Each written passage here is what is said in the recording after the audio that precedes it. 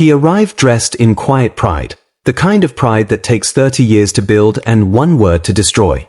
The restaurant shimmered with soft amber light, and in his pocket rested an envelope heavy enough to change a life. But there was no music, no laughter, no bride, no son waiting at the altar. Just the echo of a truth he hadn't been invited to hear. "We had it yesterday, Dad." And just like that, decades of sacrifice collapsed into silence. If silence has ever burned inside you, stay till the end. He arrived exactly at 7:30, the city's skyline bleeding into twilight behind him.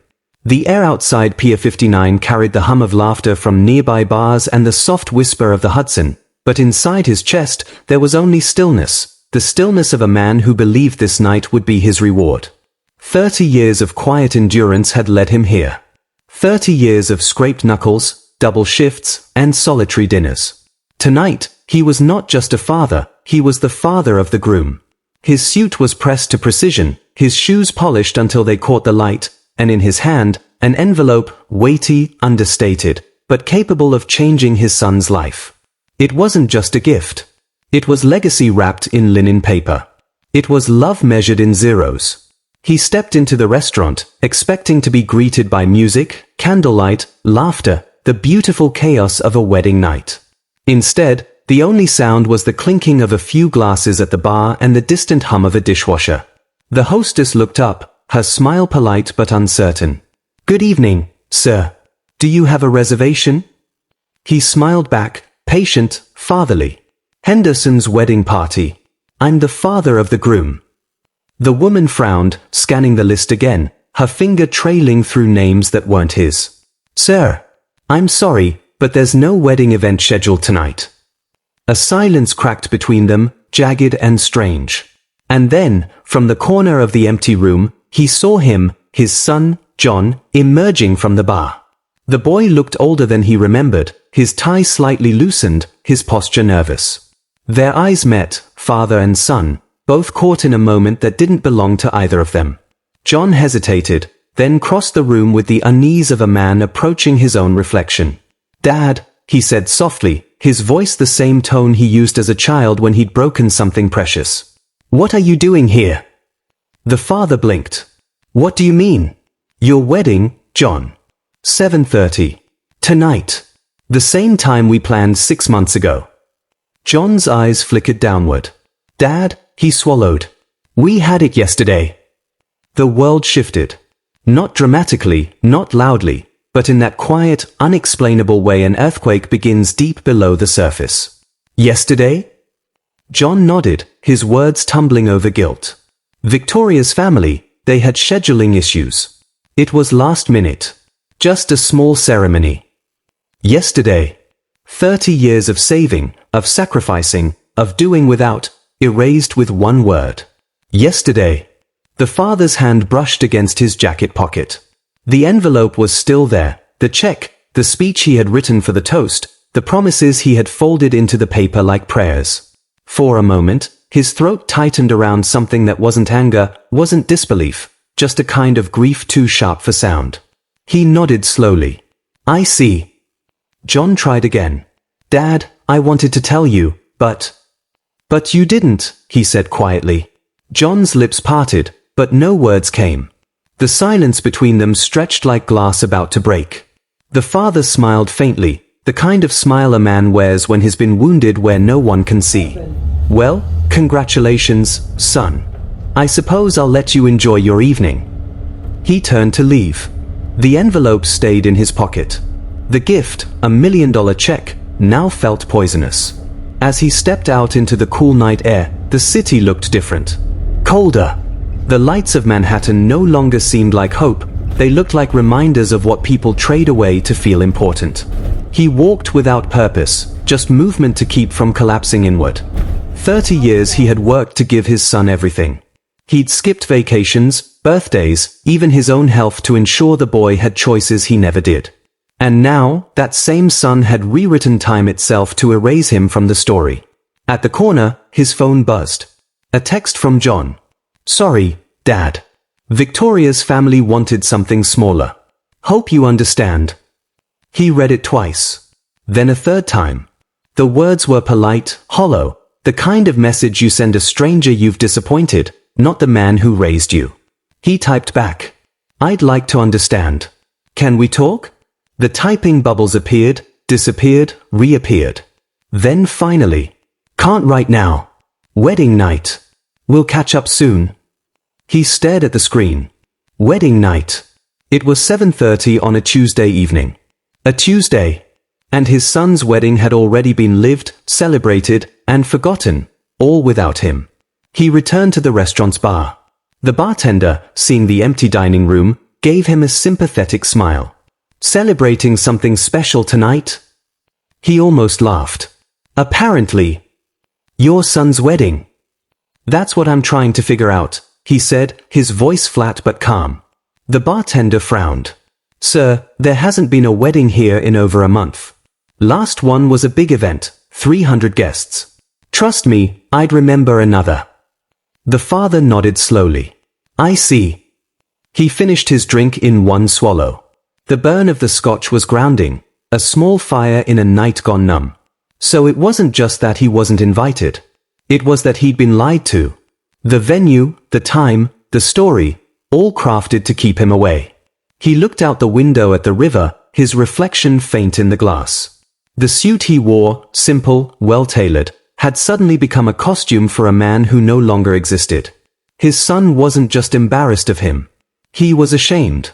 And in that moment, something inside the father began to shift, a quiet turning of gears.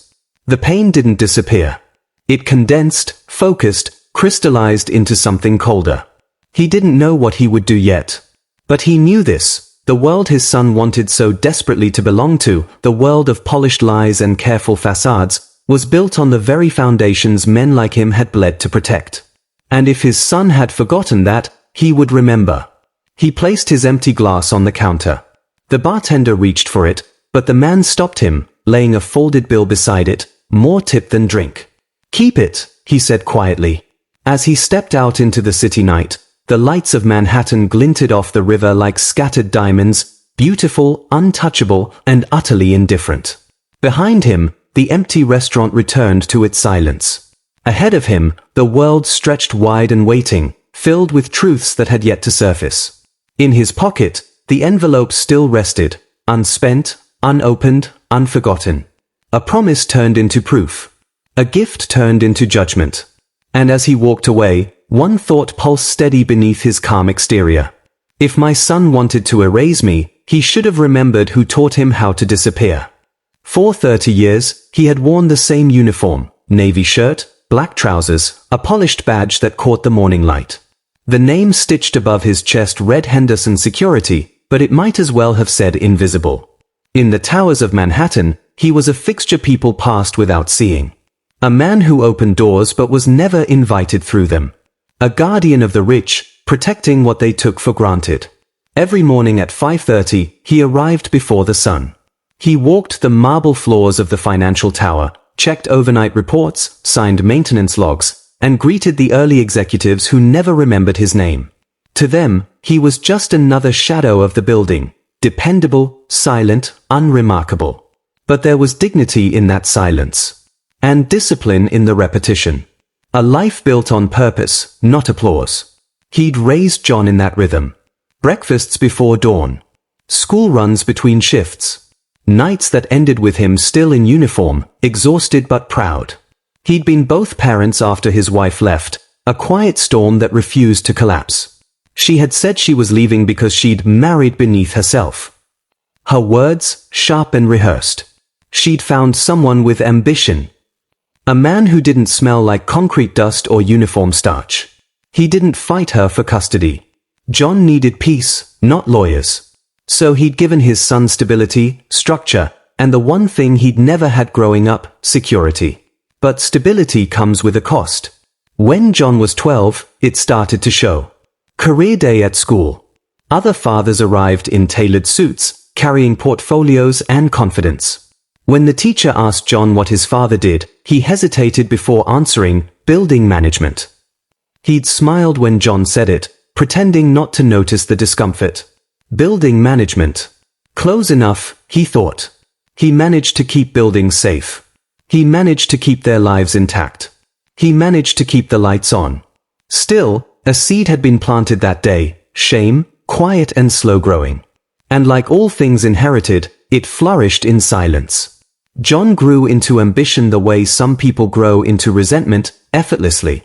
He was bright, driven, always reaching for something beyond his father's world. College at NYU, major in marketing, crisp shirts, measured smiles. He spoke in polished phrases about clients and strategy and brands. The father never understood all of it, but he understood pride. He'd worked himself into the ground so John could build something higher. When John graduated, he landed a job at a downtown firm. He'd arrived at his father's small apartment one evening with a new suit and a grin that looked borrowed from another man. "It's a start," he'd said. And for a while, it was good.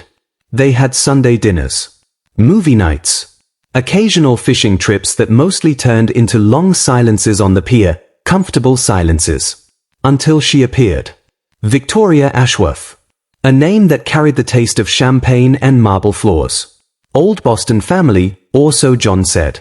The kind of lineage that made people stand taller around her. He'd shown her picture to his father, a beautiful girl, elegant, too polished for the world they came from. "She makes me feel like I belong," John had said once, his eyes bright. The father had smiled then, though something in him had tightened. He knew that tone, the hunger of a man trying to prove himself to people who would never see him as enough. After Victoria, the calls became fewer. Sunday dinners shorter. Conversations careful, edited. Every time his father asked about her, John's answers came measured, curated, as if he were performing, not talking. Then came the first absence. Christmas. "It's just immediate family this year," John had said. "You understand." He had said it kindly. But kind lies still bleed. That night, the father sat alone in his small apartment with a half-eaten meal and a framed photo of John at graduation. He told himself it was fine, that this was just how sons grow, how love stretches thin with distance. But in truth, something vital had begun to decay. Still, he saved. He always saved. The man who'd spent 3 decades guarding other people's wealth had quietly built his own. Every overtime shift, every bonus, every spare dollar he didn't spend became part of a long plan. He wasn't loud about it. He didn't tell anyone, not even John. He simply invested, carefully, relentlessly, until one day the security guard owned the very buildings he once patrolled. But to his son, he was still building management. Still the man in the navy shirt. He never corrected him. It was easier that way. Let the boy think the world was simple. Let him build his pride on the illusion of distance. Standing in that empty restaurant weeks later, the truth settled differently. The long silences, the missed dinners, the guarded tone, they weren't distance. They were preparation. John had been erasing him one conversation at a time. He took another sip of scotch, watching the reflection of his own face in the window, the lines deeper now, the eyes heavier. How strange that the man who dedicated his life to protecting others had never learned how to protect himself from disappointment. His phone buzzed again, another message from John. "Hope you understand, Dad." He didn't. But he would. He paid the bill and stepped into the cold night. The street was alive with the usual Manhattan chaos, taxis slicing through puddles, laughter spilling from bars, the city pulsing with stories of people chasing something just out of reach. He walked until he found himself standing before the gleaming tower where he worked, the one whose elevators he'd checked, whose walls he'd guarded, whose foundations he'd reinforced during late-night inspections. He looked up at the rows of lighted windows. Each one represented someone who believed they were above the people who kept their world turning. He smiled faintly. The irony wasn't lost on him. His son wanted to belong to these people, the ones who barely saw him standing in their lobbies. The ones who'd sip their wine and call him working class with the same tone they'd use for unfortunate weather. He entered through the side door, swiping his access card out of habit. The elevator hummed softly as it climbed past the floors he'd memorized through decades of routine. On the 32nd floor, he paused, looking at the polished brass plaque, Pinnacle Media Group. John's firm. He'd walked past it countless times, never realizing how close their worlds had always been, separated only by walls and silence. The irony struck like a whisper. Father and son, same building, different floors, both working for legacies they misunderstood.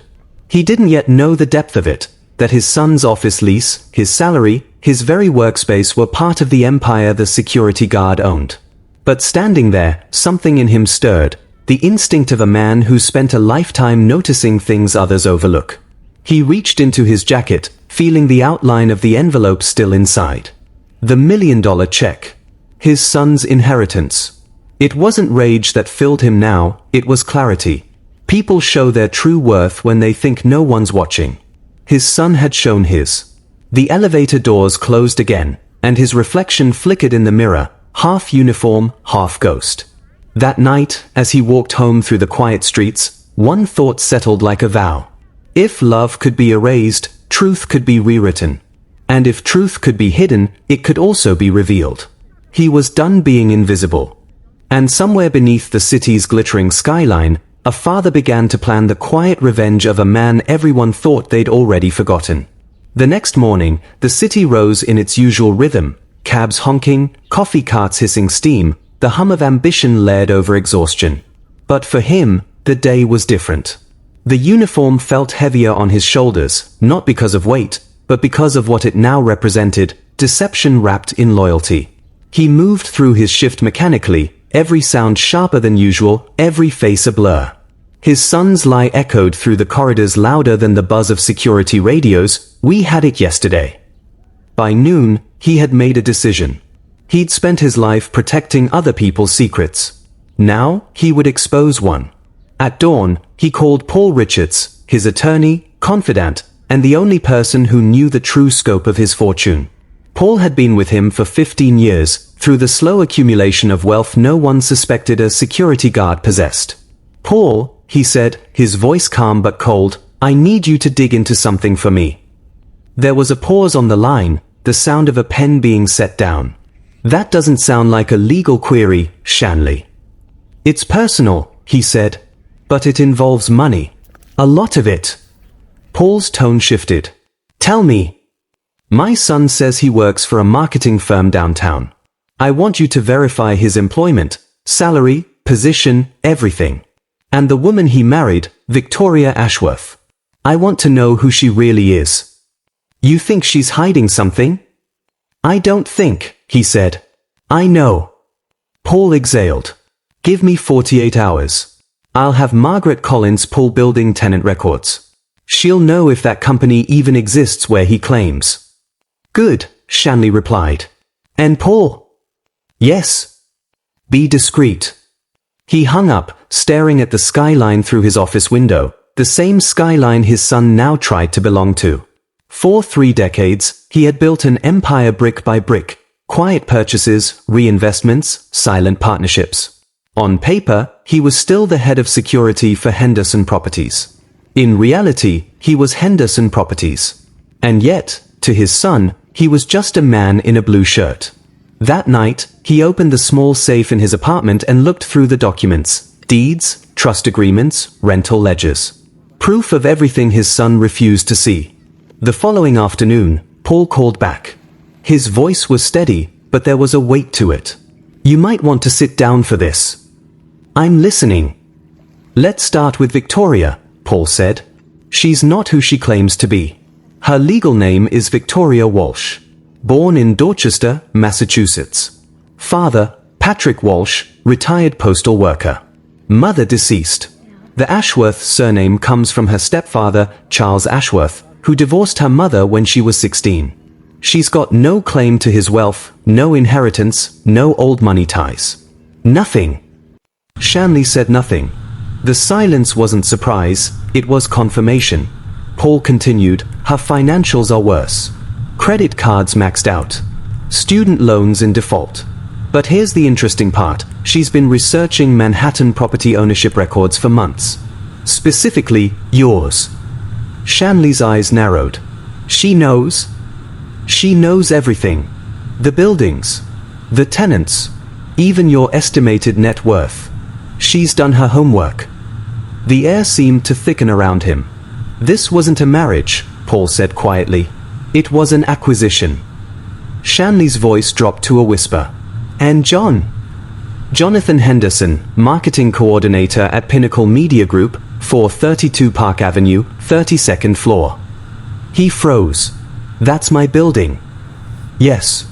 And unless he's looked into property ownership himself, he probably has no idea. A slow, bitter smile crept across his face. So my son has been working under my roof, taking my money, living off my generosity, all while pretending he's above me. Paul hesitated. There's more. Go on. She's been using his connection to you to elevate her own status, hinting to friends about powerful family ties, subtle references to private investments and discreet holdings. Nothing direct. She's smart.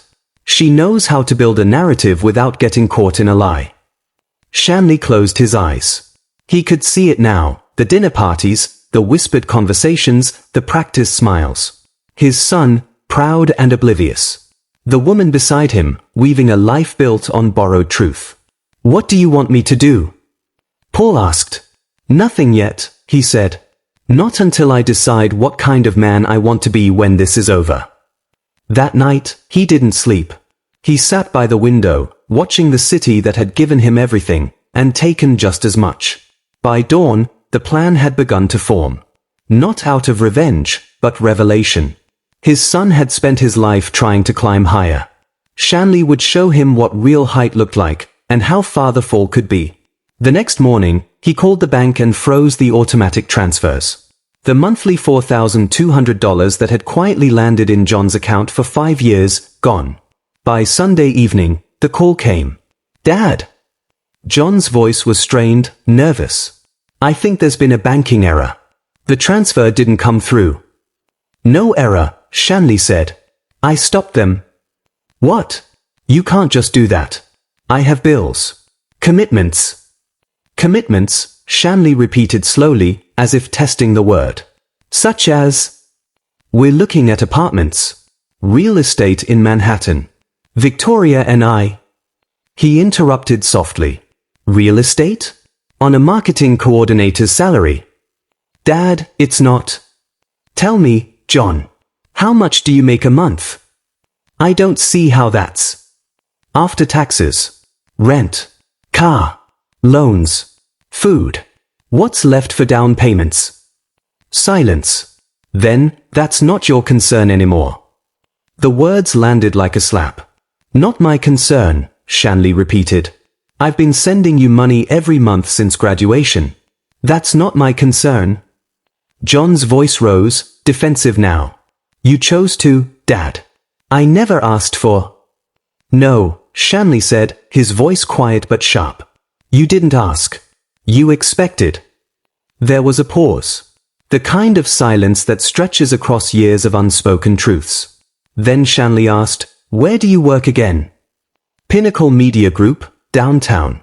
Why? What's the address? John hesitated. 432 Park Avenue. 32nd floor. He smiled, a humorless, hollow thing. Do you know who owns that building, John? I don't know. Some real estate firm, I guess. I do, Shanley said. I own it. There was a silence, deep and stunned. Dad, that's not funny. It's not a joke. I own 432 Park, 567 Lexington, and 789 Broadway. Combined value, about $127 million. The sound on the other end was something between disbelief and breathlessness. But you're a security guard, Shanley finished for him. Yes. I am. Head of security for the buildings I own. I built my empire the way most people build excuses, one piece at a time. John's voice cracked. Why didn't you ever tell me? Because you needed to learn what wealth meant before touching it, he said.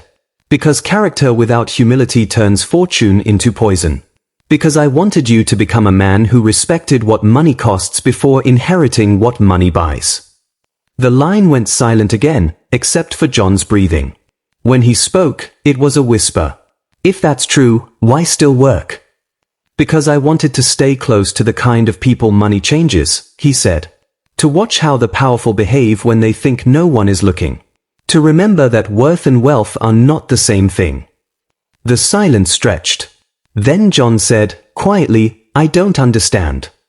You will, Shanley replied. Soon. He hung up. The city lights outside flickered like stars behind fogged glass.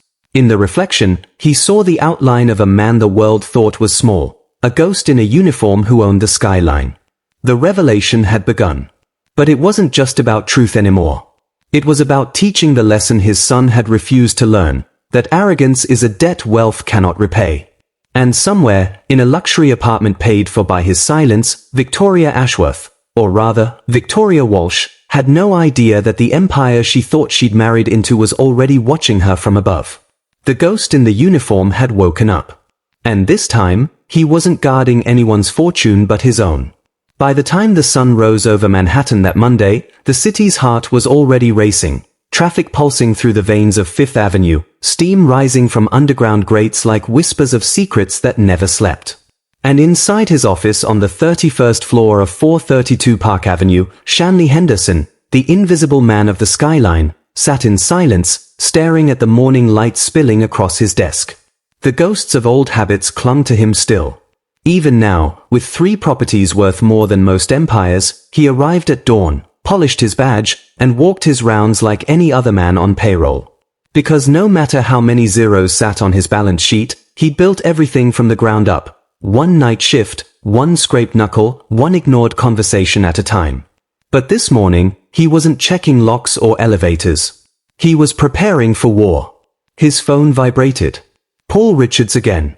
I've got the rest of the files, Paul said, his tone grim. You'd better come by. An hour later, Shanley stood in Paul's corner office on Lexington Avenue, the table between them littered with documents like battlefield maps, property records, financial statements, background checks, and photographs. Paul tapped the top sheet. Victoria Walsh, aka Ashworth. You were right. She researched you extensively. Property ownership, rental incomes, even corporate filings under your subsidiaries. She knows more about your portfolio than most auditors. Shanley nodded slowly. So she married my son for the balance sheet, not the bloodline. I'm afraid it's worse, Paul said. She's been leveraging the illusion of your wealth for social gain. Introducing herself to Manhattan circles as the wife of a man whose family owns significant real estate interests. She's already hosted 2 networking events under that premise. The older man leaned back in his chair. So she's building an identity out of my shadow. Paul didn't answer. He didn't have to. And John? Shanley asked quietly. He's still working at Pinnacle Media. His salary's $4,800 a month, barely enough to afford his lifestyle. Without your transfers, he's treading water. Shanley exhaled, long and measured. Let him tread. Paul looked up. What do you want to do next?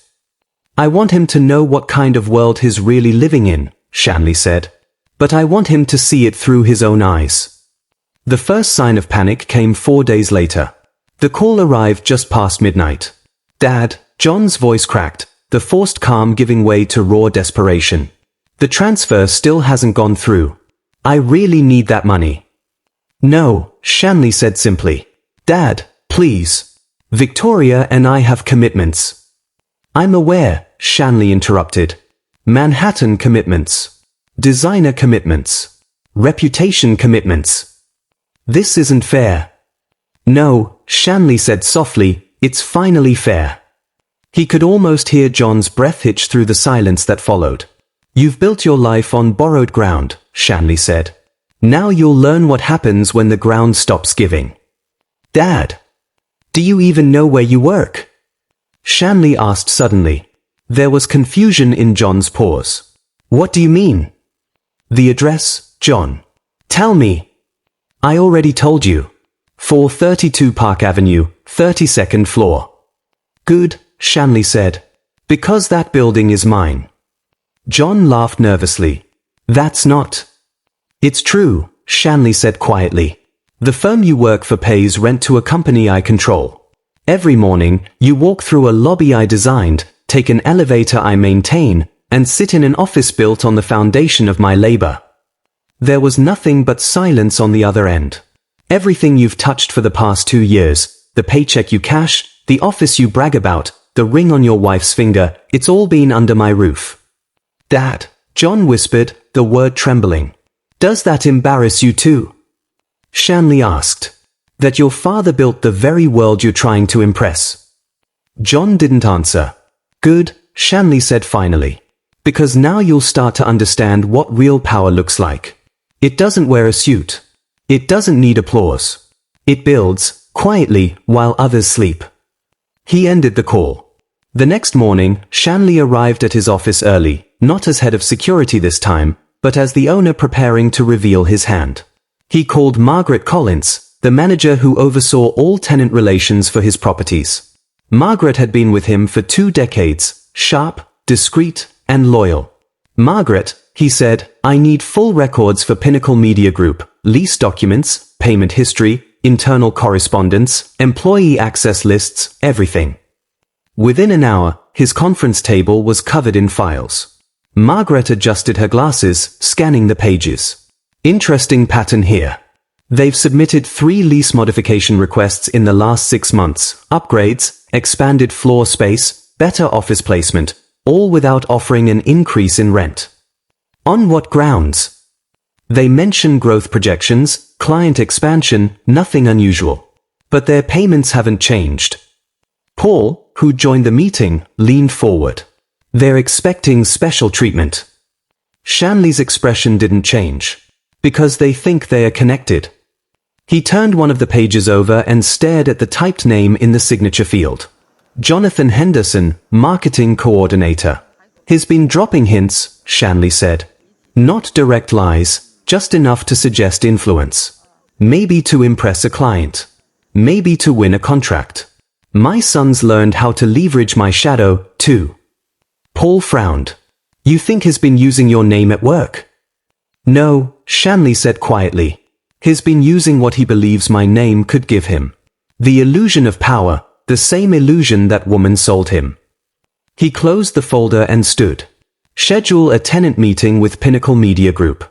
Friday afternoon. Routine lease review. I'll attend. Margaret hesitated. Do you want me to tell them you'll be there? No, he said. Let's see how he behaves when he doesn't know the man across the table is his father. That Friday, the air in the 32nd floor conference room felt sterile. Glass walls, polished table, the faint hum of air conditioning masking nerves. The staff from Pinnacle Media gathered in tidy rows of smiles, led by John himself. Good afternoon, Margaret began. We're here for a standard tenant review. Mr. Henderson from Henderson Properties will be joining us. John froze at the name, his posture stiffening. Mr. Henderson, he repeated, eyes flicking toward the door. The door opened, and his father stepped inside. John's breath caught, the color draining from his face. For a moment, the entire room seemed to hold its breath. Hi, John, Shanley said calmly. Small world. John opened his mouth, closed it, then forced a smile that cracked at the edges. Dad, Shanley held up a hand.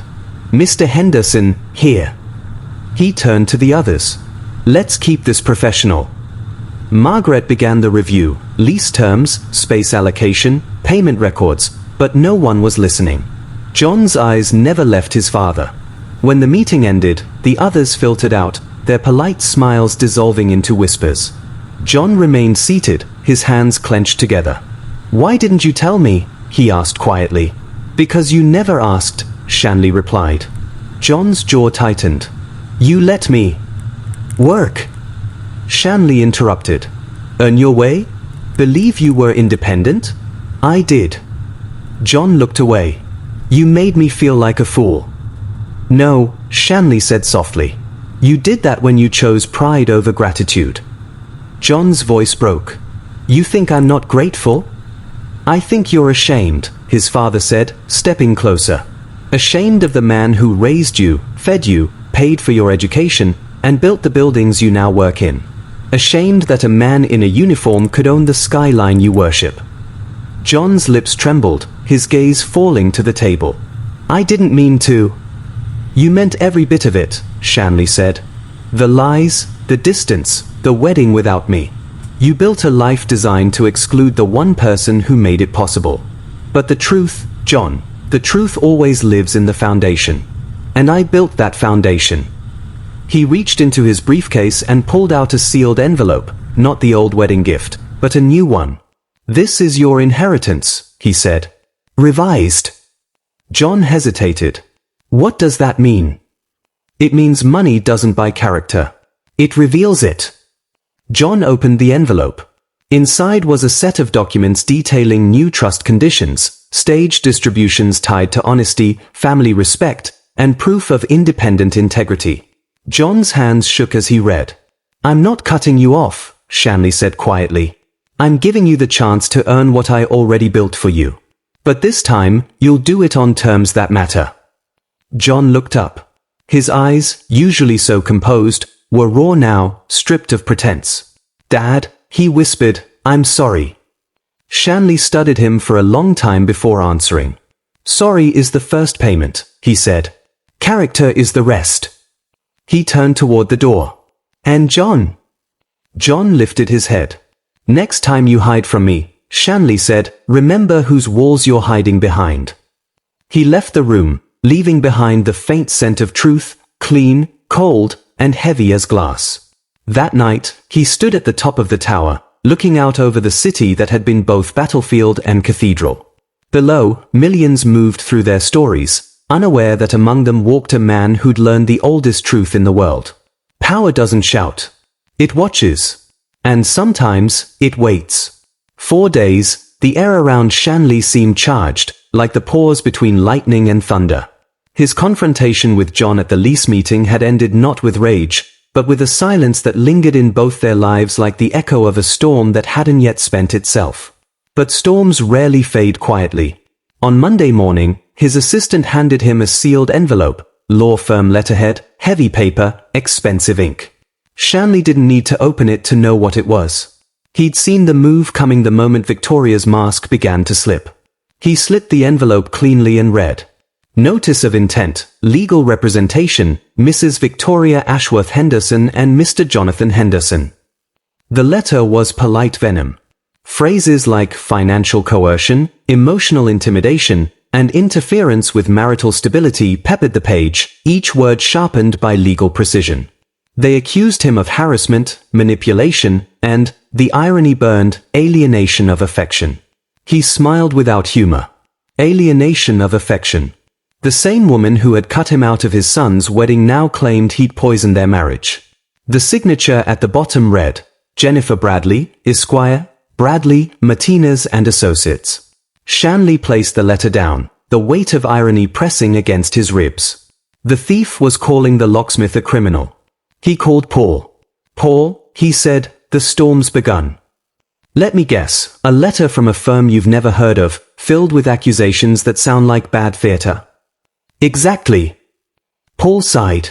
She's playing defense before you even make a move. If she's threatening alienation of affection, she's building a case to control your narrative, maybe even your assets. Shanley looked out the window at the skyline he owned but never flaunted. Then she's about to learn who built the stage she's standing on. The next day, he sat in Paul's office again, the city sprawling behind them like a living chessboard. On the table were files, property deeds, trust agreements, financial records. We'll answer their letter formally, Paul said. But more importantly, we'll build our own case. You've got facts. She's got fiction. She's got recordings, Shanley said quietly. Paul raised an eyebrow. You're sure? She mentioned things I only said over the phone. Paul thought for a moment. New York's a one-party consent state. If she recorded her end of the calls, it's legal.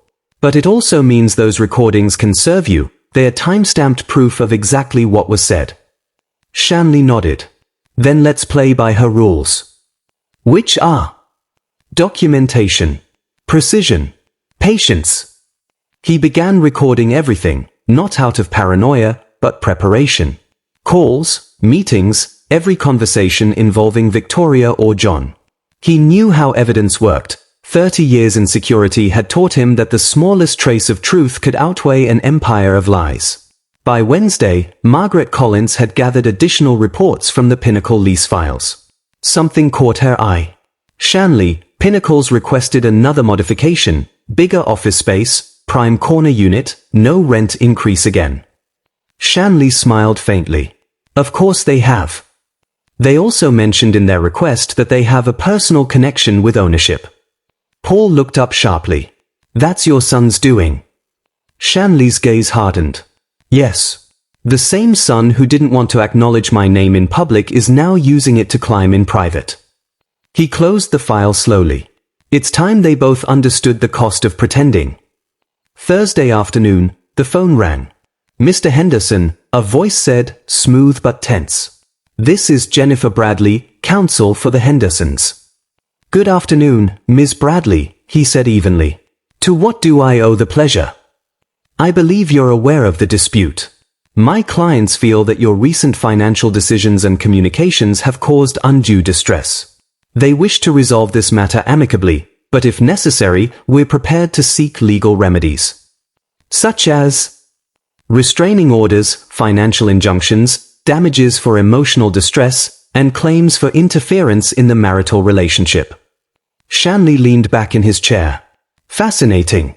The woman who excluded me from her wedding now claims emotional distress from being spoken to by the man she defrauded. Mr. Henderson, Bradley said carefully, those are serious accusations. Do you have proof? I have more than proof, Shanley said. I have history. I have property deeds. I have recordings.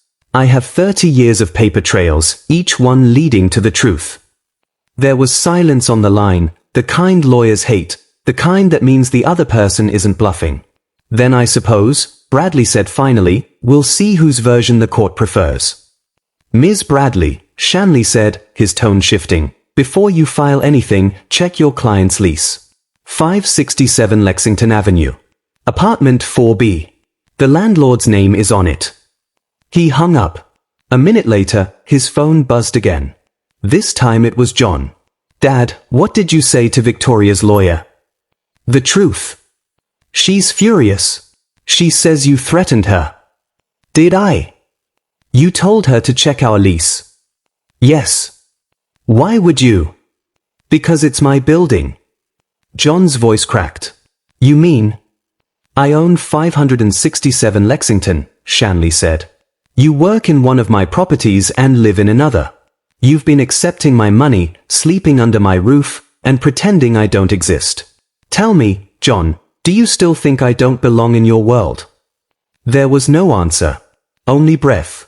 Then, quietly, Dad, please don't do this. I'm not doing anything, Shanley said. I'm just letting the truth breathe for once. The next day, Victoria called herself.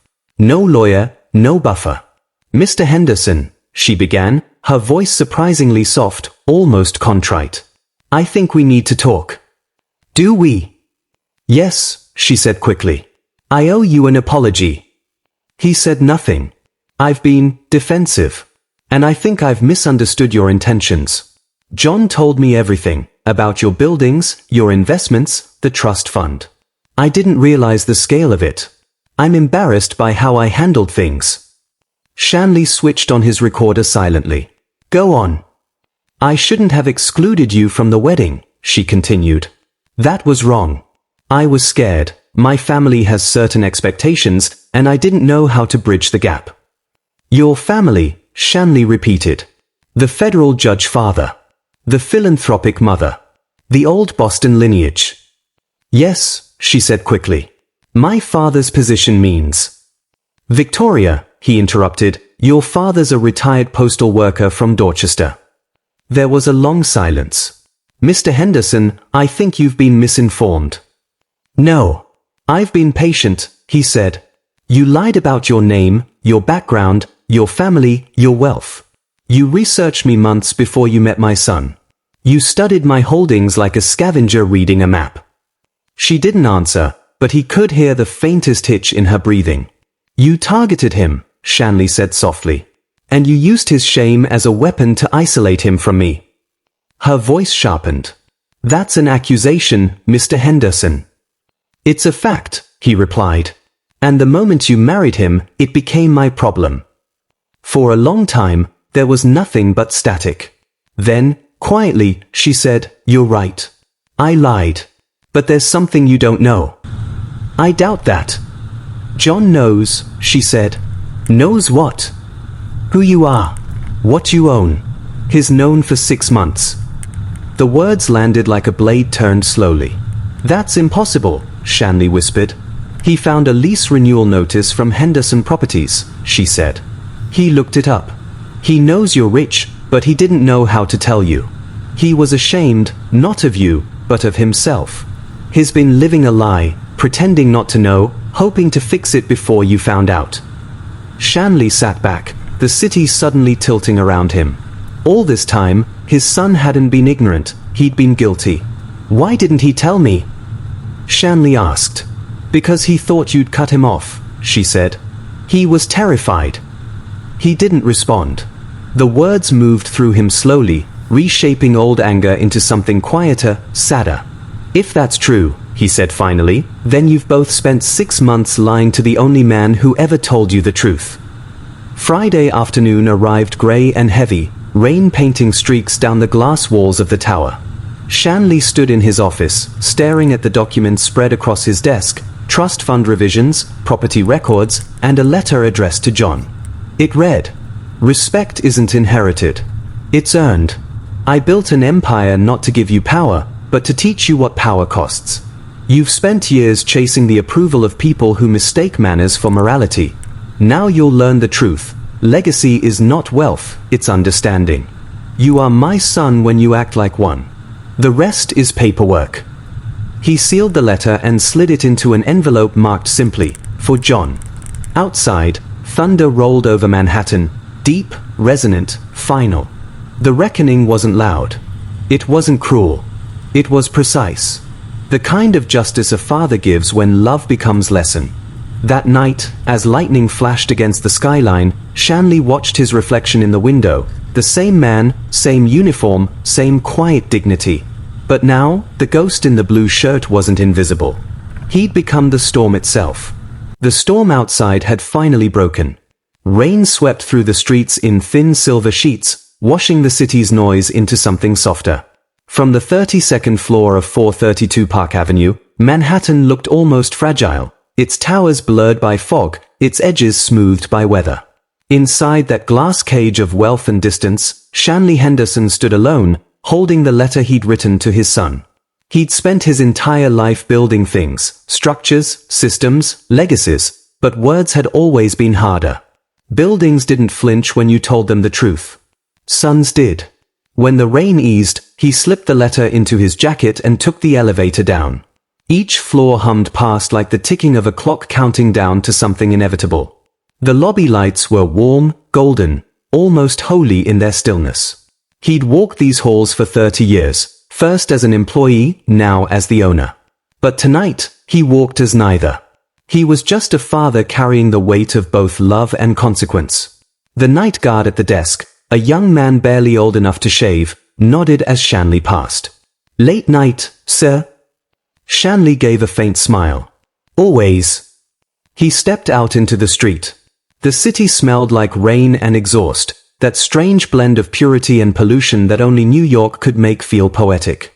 Across the avenue stood another of his buildings, 567 Lexington. Fourth-floor windows glowed faintly. His son's apartment. He crossed the street, entered the lobby, and let the familiarity of it wash over him. The marble floors, the faint echo of heels and keys, the hum of wealth that wasn't entirely real. He'd built this world with his own hands. Every tile, every elevator beam, every light fixture. He'd given his son not just an inheritance, but shelter. The elevator carried him up in silence. When it opened, he hesitated for a heartbeat before knocking. The door opened halfway. Victoria stood there, perfectly dressed even at midnight, her face painted into composure. But her eyes, they gave her away. Behind that calm shimmered panic. "Mr. Henderson," she said, forcing a polite smile. "You should have called first. Would you have answered?" Her mouth tightened. "John's asleep." "I'll wake him." He stepped forward. She didn't move aside, but she didn't stop him either. Her voice followed him like perfume. If you came here to intimidate us again, I came here to end this. He found John in the living room, sitting in the dark. Not asleep. Awake and waiting. The glow from the city bled through the windows, painting his son's face in fractured light. Dad, John said softly, as though the word might shatter. Shanley placed the letter on the coffee table. For you.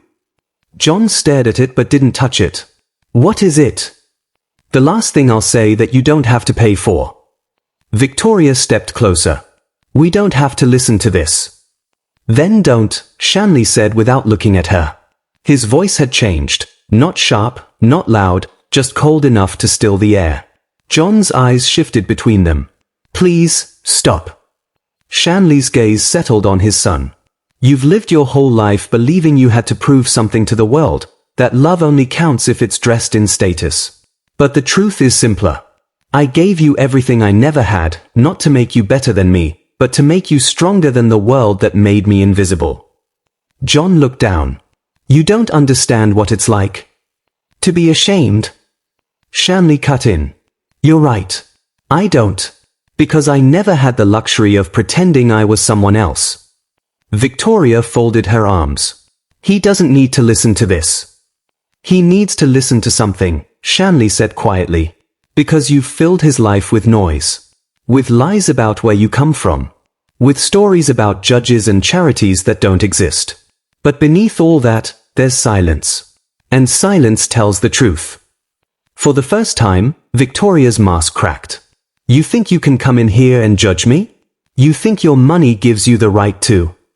My money gives me nothing, Shanley interrupted. My work does. My integrity does. Everything you've built is scaffolding, pretty and hollow. You married my son not out of love, but out of calculation. You researched my name before you ever said his. Victoria's voice wavered. That's not true. It's exactly true, Shanley said. And you know how I know? Because I used to watch people like you from the other side of glass doors, the kind who smile at waiters and sneer when they turn away. The kind who mistake privilege for virtue. You've spent your life performing morality. I've spent mine enforcing it. John's voice rose suddenly, trembling. Stop it. Both of you. You're tearing everything apart. Shanley turned to him, eyes softening. It was already broken, John. I'm just making you look at the pieces. John ran a hand through his hair, his voice shaking. Dad, I know I've made mistakes. I was wrong to hide the wedding. I was wrong to be ashamed. But I was trying. To survive, Shanley finished. I know. John's voice broke. I just wanted her to be proud of me. Shanley nodded slowly. Then be someone worth her pride.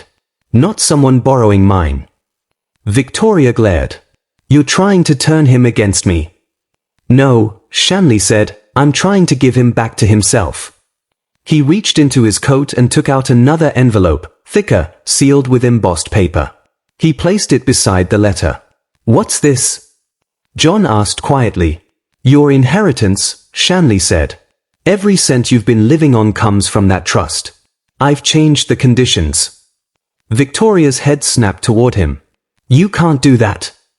I can, Shanley said calmly. You're not a beneficiary. You never will be. John swallowed hard. What conditions? Simple ones, Shanley replied. You'll get access to it piece by piece. When you can prove integrity. When you can stand on your own without deceit. When you can look me in the eye without shame. John stared at the envelope as though it weighed more than the city beneath them. And if I don't? Then it stays where it is. Because you can't inherit what you don't respect. Victoria took a step forward. You're a cruel man, Mr. Henderson. No, he said softly. I'm a father. Cruelty would have been silence. She laughed bitterly. You think this changes anything? John and I love each other. We'll make our own life without your money. Shanley turned toward her, his voice quiet but final. Then prove it. Move out tomorrow. Start fresh. No inheritance.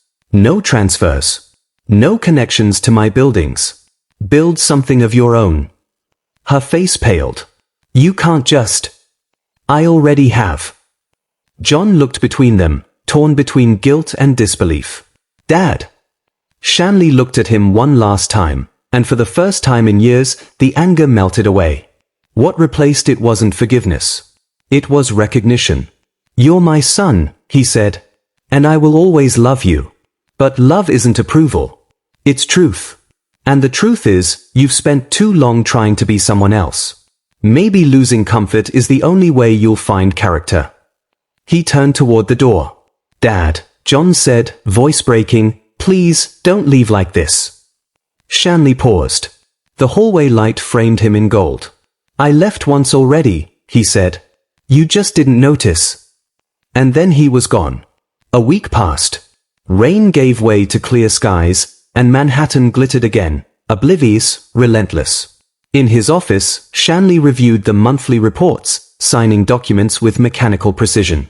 The building thrummed quietly beneath him, alive and loyal. A knock came at the door. Margaret stepped in, hesitant. Sir, there's someone here to see you. He looked up. Who? She smiled faintly. Your son.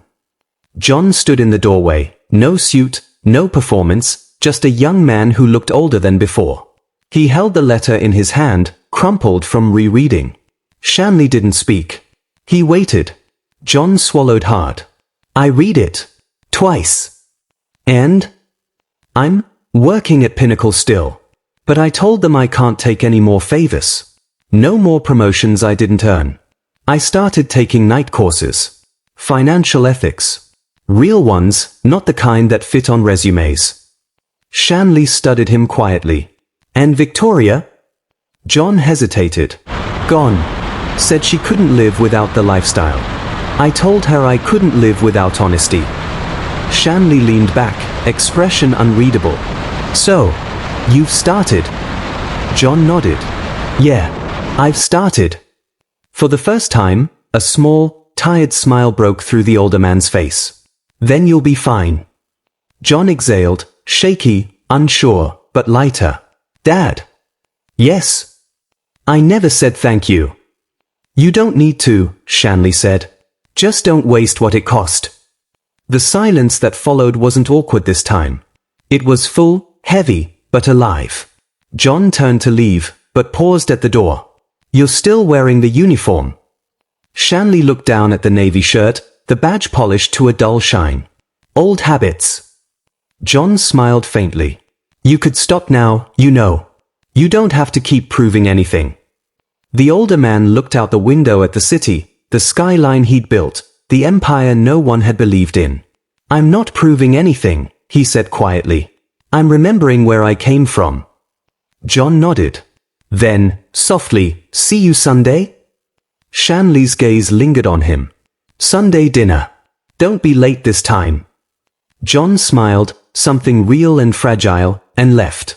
When the door closed, the silence returned, but it was different now. Not the silence of exclusion, or betrayal, or shame. It was the silence of peace. The kind that comes after the final storm, when there's nothing left to hide behind. Shanley sat at his desk and opened the drawer where the first envelope, the $1 million wedding gift, still rested. He looked at it for a long time, then tore it in half. Some gifts, he realized, are meant to be given only when they are understood. The city below shimmered under morning light, its noise muted by glass and height. In that moment, he felt the simplest truth he'd ever known. Forgiveness isn't weakness. It's wealth you can't lose. He leaned back, eyes closing briefly. The world was still moving, still rushing, still loud. But for the first time in years, Shanley Henderson, the ghost in the uniform, the man who built empires in silence, felt at home in the quiet. And sometimes, that's the only kind of revenge that matters.